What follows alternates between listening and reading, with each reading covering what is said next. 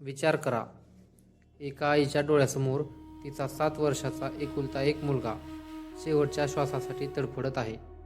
डॉक्टरांनी नाडी तपासून हात झटकले आहेत आणि सांगितले आहे की या मुलाचे प्राण आता गेलेले आहेत. याची अंत्यसंस्काराची तयारी करा. ज्या आईचा जगण्याचा तो एकमेव आधार होता, ती आई आपल्या मुलाचे प्रेत छातीशी धरून आक्रोश करत आहे. पण नेमक्या त्याच वेळी तिथून शेकडो मैल दूर बसलेला एक संत त्या माऊलीचा आक्रोश ऐकतो आणि काही क्षणात त्या मृत बालकाच्या शरीरात अचानक हालचाल सुरू होते. विज्ञानाला थक्क करून सोडणारा हा जिवंत चमत्कार नेमका कसा घडला आणि गोंदवलेकर महाराजांनी यमाच्या दारातून त्या बालकाला परत कसे आणले? आजची ही सत्य घटना ऐकताना तुमच्या डोळ्यातील अश्रू थांबणार नाहीत. व्हिडिओचा एकही भाग चुकवू नका, कारण हा केवळ चमत्कार नाही, तर एका आईच्या श्रद्धेची आणि संताच्या अथांग मायेची पराकाष्ठा आहे. ही सत्य घटना आहे सातारा जिल्ह्यातील एका छोट्या गावात राहणाऱ्या एका गरीब कुटुंबाची. त्या माऊलीचे नाव होते राधाबाई. राधाबाई या अत्यंत साध्या, भोळ्या आणि श्री गोंदवलेकर महाराजांच्या निस्सीम भक्त होत्या. त्यांच्या संसारात खूप गरिबी होती, पण त्यांच्या आयुष्यात एक मोठा आनंद होता. तो म्हणजे त्यांचा 7 वर्षाचा मुलगा गोपाळ. गोपाळ अत्यंत हुशार, देखणा आणि खेळकर मुलगा होता. राधाबाईचे संपूर्ण आयुष्य त्या मुलाभोवतीच फिरायचे. एक दिवस अचानक गोपाळला अतिशय तीव्र ताप आला. सुरुवातीला वाटले की साधा ताप असेल, पण बघता बघता तापाने त्याचे शरीर शेकोटीसारखे तापू लागले. गरिबीमुळे राधाबाईंनी गावातीलच एका वैद्याकडून औषध आणले, पण तापाचा जोर कमी होत नव्हता. उलट गोपाळला झटके येऊ लागले आणि तो बेशुद्ध झाला. राधाबाई घाबरल्या. त्यांनी आपल्या पतीला सोबत घेऊन गोपाळला कडेवर उचलले आणि अनवाणी पायाने धावत धावत तालुक्याच्या मोठ्या डॉक्टरांकडे नेले. तोपर्यंत दुपार उलटून गेली होती. डॉक्टरांनी गोपाळला तपासले, त्याची नाडी पाहिली, त्याचे डोळे तपासून पाहिले आणि डॉक्टरांच्या चेहऱ्यावरचे रंग उडाले. डॉक्टरांनी गंभीर चेहऱ्याने राधाबाईच्या पतीच्या खांद्यावर हात ठेवला आणि म्हणाले, खूप उशीर झालाय. तापाने याच्या मेंदूवर परिणाम केलाय. या मुलाची नाडी सुटली आहे. हा मुलगा आता या जगात नाही. याचे प्राण गेले आहेत. तुम्ही याला घरी घेऊन जा आणि पुढची तयारी करा. पुढची तयारी करा हे शब्द कानावर पडताच राधाबाईंच्या पायाखालची जमीनच सरकली. त्यांच्या डोळ्यासमोर अंधारी आली. त्यांनी गोपाळच्या छातीवर डोके ठेवले, पण तिथेच हृदयाचे ठोके पूर्णपणे थांबले होते.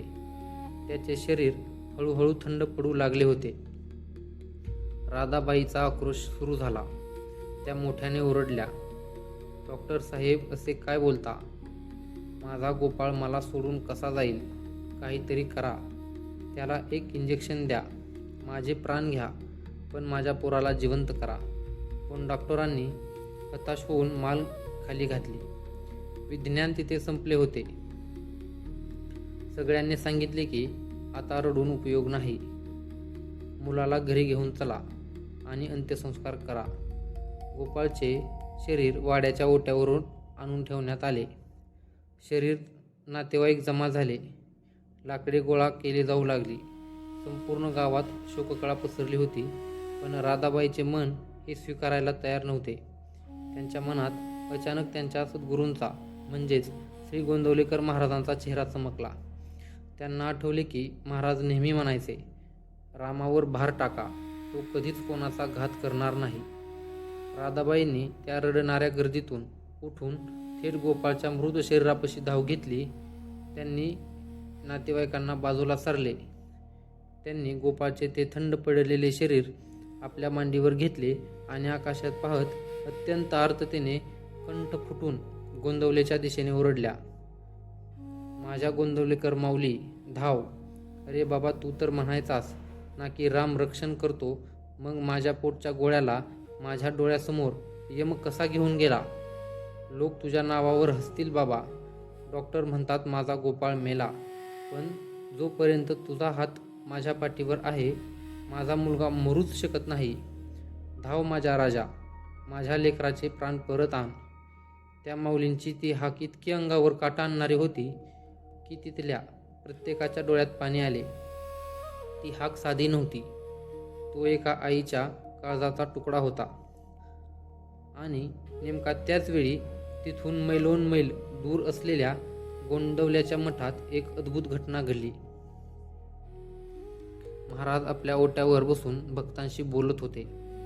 अचानक बोलता बोलता महाराज शांत झाले. त्यांनी आपले डोळे घट्ट मिटून घेतले. महाराजांच्या शरीराला अचानक घाम सुटला आणि त्यांचे शरीर ताठ झाले. जणू काही महाराजांनी आपले प्राण शरीरातून काढले असावेत. मठातील भक्त घाबरले. महाराजांना काय झाले कोणालाच काही समजत नव्हते. महाराज सुमारे 10 मिनिटे त्याच अवस्थेत ध्यानस्थ होते. आणि इकडे त्या गावामध्ये जिथे गोपाळचे मृत शरीर ठेवले होते तिथे अचानक एक चमत्कारिक घटना घडली. राधाबाई अजूनही रडत महाराजांचा धावा करत होत्या. अचानक गोपाळच्या डाव्या हाताच्या बोटामध्ये किंचित हालचाल झाली. गर्दीतील एका माणसाने ते पाहिले आणि तो ओरडला, थांबा थांबा, पोरांचा हात हलतोय.